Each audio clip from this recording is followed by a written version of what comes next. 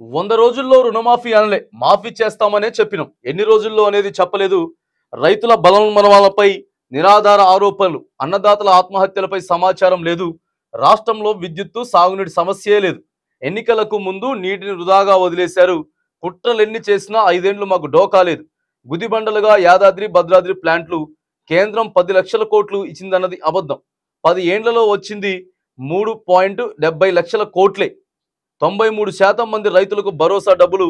Meet the press లో deputy CM బట్టి విక్రమార్క గారు మరి ఏం చెప్తా ఉన్నారంటే, మేము రుణమాఫీ చేస్తామని చెప్పినాం కానీ దానికి ఒక డేట్ ప్రకటించలేదని చెప్పి చెప్తా ఉన్నాడు మరి బట్టి విక్రమార్క సార్ మరి మీ ముఖ్యమంత్రి గారే, మీ రేవంత్ రెడ్డి గారు సాక్షాత్తు డిసెంబర్ 9వ తారీఖు మనమే అధికారంలోకి వస్తా ఉన్నాం, బాజాప్తా హైదరాబాద్ లో పెద్ద సభ పెట్టి మనం విజయోత్సవ సభ చేసుకుంటా ఉన్నామని చెప్పి ఎన్నికల కంటే ముందే చెప్పి, నా మొదటి సంతకం నేను మరిగా రైతులకు 2 లక్షల రుణమాఫీ చేసేదానికే ఫస్ట్ సంతకం పెడతా.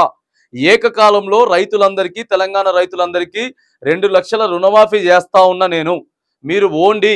ఇప్పటి వరకు మీకు ఏదైతే అప్పు ఉందో వాటన్నిటిని ఇప్పుడు కేసీఆర్ 99,000 రూపాయల వరకు మరి అప్పును తీర్చేసిండు కదా. అప్పును తీర్చేసిండు కాబట్టి మీరిప్పుడు మళ్ళీ బ్యాంకులలోకి పోయినరి. తెలంగాణ రైతులంతా కూడా బ్యాంకులలోకి పోయి ఒక్కొక్కరు 2 లక్షల రుణాలు తెచ్చుకోండి. 2 లక్షల రుణాలు తెచ్చుకున్న తర్వాత డిసెంబర్ 9వ తారీఖు నా మంత్రివర్గం మేము అంతా కలిసి మొదటి ఫైలు సంతకం ఇక మేము రైతు రుణమాఫీ మీదనే పెడతామని చెప్పి మరి ముఖ్యమంత్రి రేవంత్ రెడ్డి గారే చెప్పిండు సారు. ఒకసారి మీరు ప్రెస్ మీట్ ముందుకొచ్చి ఇక ప్రజలకి మీరు చెప్తా ఉన్నారు కదా, ప్రెస్ మీట్ ద్వారాగా మీరు ప్రజలకు చెప్పేటటువంటి సందర్భంలో మరి దాదాపుగా 4 కోట్ల మరి తెలంగాణ సమాజం అంతా కూడా మీరు మాట్లాడేది చూస్తున్నప్పుడు, మీరు ఒక రాష్ట్రానికి ఆర్థిక శాఖ మంత్రిగా ఉన్నారు. మీరు ఆర్థిక శాఖ మంత్రిగా ఉంటూ రాష్ట్రానికి ఉప ముఖ్యమంత్రిగా ఉన్నప్పుడు మరి ఒకసారి మీ ముఖ్యమంత్రి గారు మాట్లాడినటువంటి ఏవైతే వీడియో ఫుటేజ్లు ఉన్నాయో ఒకసారి ఆ వీడియో ఫుటేజ్లన్నీ కూడా చూడండి. మరి వీడియో ఫుటేజ్లన్నీ ఒకసారి చూడాలి. వీడియో ఫుటేజ్లు చూస్తే ఖచ్చితంగా మరి సారు ఇప్పుడు మీరేమో 100 రోజుల్లో రుణమాఫీ చేస్తామని చెప్పి అనలేదంటున్నారు. మరి ఇక 6 గ్యారెంటీలు కూడా 100 రోజులలో మేము అమలు చేస్తామని చెప్పి అది కూడా అంటారా? ఎట్లా నాకు అర్థమైతే లేదు. ఎందుకనంటే మరి ఇక్కడ కూడా ముఖ్యమంత్రి గారు చెప్పినటువంటి సాక్షాత్తు ఆయన చెప్పినటువంటి మాటని ఇక్కడ ఉప ముఖ్యమంత్రిగా ఉన్నటువంటి మీరు ధోరణి ఆ మాటని తప్పించే ప్రయత్నం చేస్తూ ఉన్నప్పుడు మరి 100 గ్యారెంటీలను కూడా 6 గ్యారెంటీలను కూడా మేము 100 రోజులలో మరి అమలు చేస్తామని చెప్పలేదని చెప్పి అది కూడా అంటారా ఎట్లా? ఎందుకంటే పలు సందేహాలు, పలు అనుమానాలు వ్యక్తమవుతా ఉన్నాయి. ప్రజలు ప్రశ్నిస్తారు. ఎందుకనంటే ప్రజలకి మీరు ఖచ్చితంగా గొంతెత్తి మీరుగా అవన్నీ చెప్పిండ్రు. ఖచ్చితంగా మీరు అవన్నీ హామీలు ఇచ్చారు కాబట్టే కదా మరి మీరు ఇవాళ అధికారంలోకి వచ్చింది, మీరు ముఖ్యమంత్రి అయింది, ఉప ముఖ్యమంత్రి అయింది. మీ వెనక మంత్రులు కానీ వాళ్ళ వెనక ఎమ్మెల్యేలు కానీ వీళ్ళంతా ఉన్నది కేవలం మీరు ఇచ్చినటువంటి గ్యారంటీలనే. మళ్ళీ మీరు ఈడేమో ప్రెస్ మీట్లో కూర్చొని మేము అసలు చేస్తామని చెప్పినాం కానీ దానికి డేట్ లేదని చెప్తారా ఎట్లా?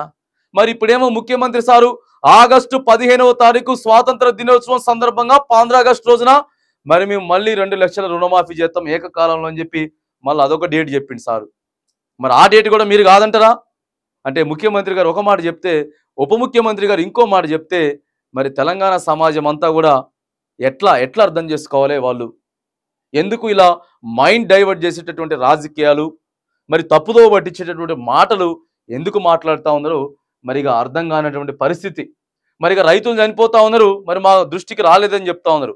200 మంది రైతులు చనిపోయినరని చెప్పి కేటీఆర్ మాట్లాడితే 200 మంది జాబితా మా దగ్గరికి తీసుకురండి, ఎలక్షన్ కోడ్ అయిపోయిన తర్వాత వాళ్ళందరినీ కూడా డాక్టర్ బాబాసాహెబ్ అంబేద్కర్ సచివాలయం దగ్గరికి వెళ్ళి పిలిచి ఆ 200 కుటుంబాలని ఆదుకునే ప్రయత్నం చేస్తామని చెప్పి మరి ముఖ్యమంత్రి రేవంత్ రెడ్డి గారు చెప్తే బాజాప్తా మీరు చనిపోయినటువంటి కుటుంబానికి 25 లక్షల ఎక్స్గ్రేస్ అయ్యాలని చెప్పి ఆ ప్రతిపక్షాలు మాట్లాడితే ముఖ్యమంత్రి రేవంత్ రెడ్డి గారు కూడా నా దగ్గరికి లిస్ట్ తీసుకురమ్మని చెప్పిండు.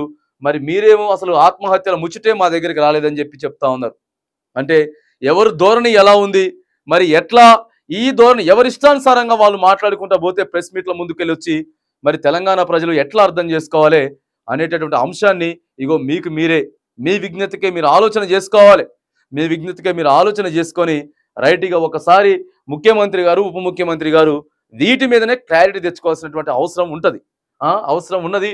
మరి ఇక సార్ ఏం చెప్తా ఉన్నాడు, కుట్రలన్నీ చేసినా 5 ఏళ్ళు మాకు డోకా లేదు. రైట్ సార్, ఎవ్వరు ఎన్ని కుట్రలు చేసినా సరే కాంగ్రెస్ పార్టీ ఖచ్చితంగా 5 ఏళ్ళు రాష్ట్రంలో అధికారంలో ఉండాల్సిందే. రాష్ట్రంలో కాంగ్రెస్ పార్టీ అధికారంలో ఉండొచ్చు, కాకపోతే ముఖ్యమంత్రి మాత్రం లేకపోతే మరి ఇంకోటి అనేది అది మీ అంతర్గతకు సంబంధించినటువంటి వ్యవహారం, మీ ఇంటర్నల్ కి సంబంధించిన వ్యవహారం. ఎవ్వరికి అవసరం లేదు. కానీ కాంగ్రెస్ పార్టీ అధికారంలో ఉండాలని చెప్పే ప్రజలు మిమ్మల్ని ఆశీర్వదించిండ్రు, మీ అందరికి ఓట్లు వేసిండ్రు, మీకు ఒక అత్యధిక మెజారిటీ ఇచ్చిండు. ఇక మిగతా పార్టీలన్నీ కూడా ప్రతిపక్షంలో ఉండమని చెప్పిండ్రు. ఎవడు ఎన్ని కుట్రలు చేసినా బాజాప్తా ప్రజల అండదండలు మీకున్నంత సేపు, మీలో మీ నాయకులే గట్టిగా ఉన్నంత సేపు, ఇగో అటు ఇటు చూడని సందర్భంలో ఖచ్చితంగా కూడా మీ పార్టీ 5 ఏళ్ళు పరిపాలన కొనసాగాలి కూడా. ఎందుకంటే ప్రభుత్వాలు మారుకుంటూ పోతే ప్రజలకు వచ్చేటటువంటి ప్రయోజనం ఏమీ లేదు. రాజకీయంగా మరి రాజకీయ నాయకులకి లబ్ధి ఉండొచ్చు గాక, కానీ ప్రజలకు వచ్చేటటువంటి అవసరం కానీ ఏది లేదు. ఉన్న ప్రభుత్వం ఏదైతే ఉందో ప్రజలు తెచ్చుకొని మరి కావాలని చెప్పి తెచ్చుకున్న ప్రభుత్వం గత ప్రభుత్వం కంటే మంచి పాలన చేసి మీరు ప్రజలకి మరి సేవ చేయాలి, రాష్ట్రాన్ని అభివృద్ధి పదంలో తీసుకొని పోవాలి. పేద బడుగు బలహీన వర్గాలు ఏవైతే ఉన్నాయో వాళ్ళకి సంక్షేమ ఫలాలు అందించే దిశగా తీసుకుపోవాలి. కానీ ఆ ప్రయత్నం చేయండి. మిమ్మల్ని దించడానికి ఎవడు సరిపోడు, ఎవరికి అవసరం కూడా లేనటువంటి విషయం ఇది.